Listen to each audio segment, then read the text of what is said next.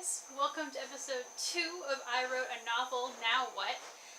If you haven't watched the first episode of this, you might want to go back and watch that, because otherwise what I'm saying about these won't make sense. So, hang on, I'll wait, it'll be up above. Alright, we're good? Okay, cool.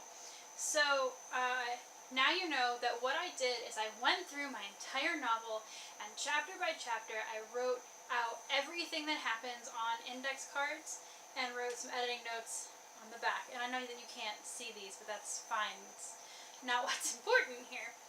And so as I was doing this, I realized that I had no conception of timeline while I was writing the book. The first couple of chapters are okay for like things that happen in a given day, but I got so stuck on, and then this happens, and this happens, and this happens, I forgot to like go to the next day sometimes. So the whole novel takes place over 11 days, which there's nothing wrong with that length of time, except for the plot that I'm trying to jam into it is not that great. So my original plan was to kind of chart out a timeline on a whiteboard, set these out over the floor and see if I'm creating a proper Freytag's pyramid of some kind.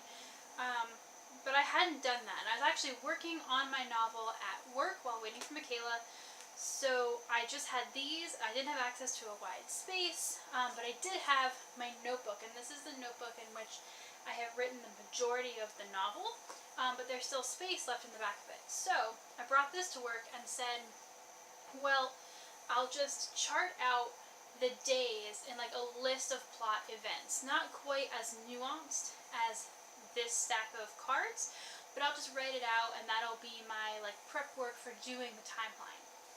I really thought that that was actually going to be maybe more busy work than it was worth, but at least it would make me feel like I was working on it. So this is just super simple, no graphics, no anything, just like the days, the chapters over which that day takes place, and then the basic plot points. And so as you can see, like this is day 1, day 2, day 3, day 4, day 5, and as you start to get over here, like day 7 is like this long. And I started realizing that like this is day 9, but it's only 2 chapters.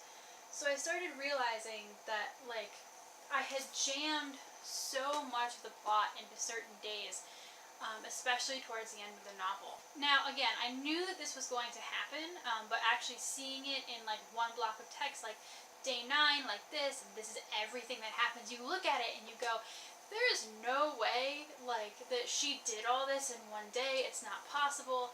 And like there are 6 people who die, and it's like multiple people are dying on the same day. And yes, for some of it it's supposed to happen like that. Not a lot of it, not really. I also started to see chapters towards the end where the plot points that I wrote down on the index card weren't that important. Like there were whole chapters towards the end where I flipped them over, but I didn't like write on them,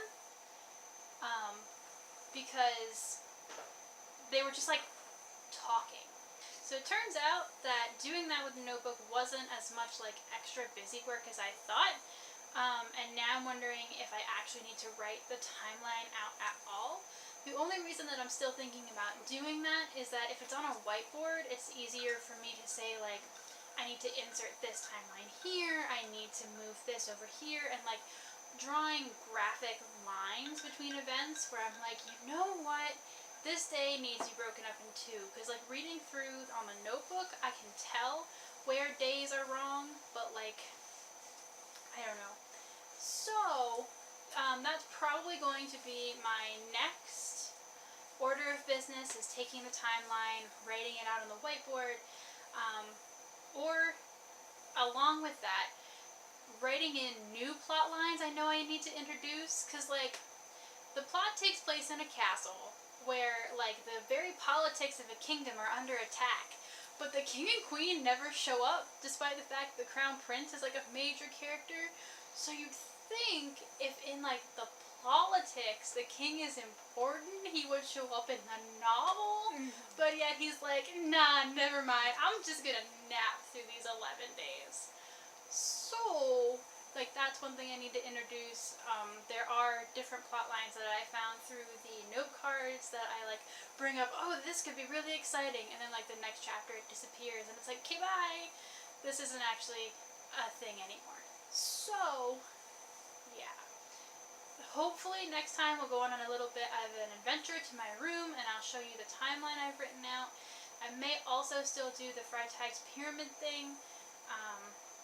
I don't know how important that is to me anymore until I actually figure out, like, I need to do this with the plot, and I can't show you that actual motion because my little bunny is in my hand. He's so annoyed about this. Aww. Anyways, this is Michaela and I's third rabbit. This is Aleph. I wasn't going to completely not mention the fact that there's a bunny in my hands. But yeah, he's the new addition to the family. So you'll probably see a lot of him.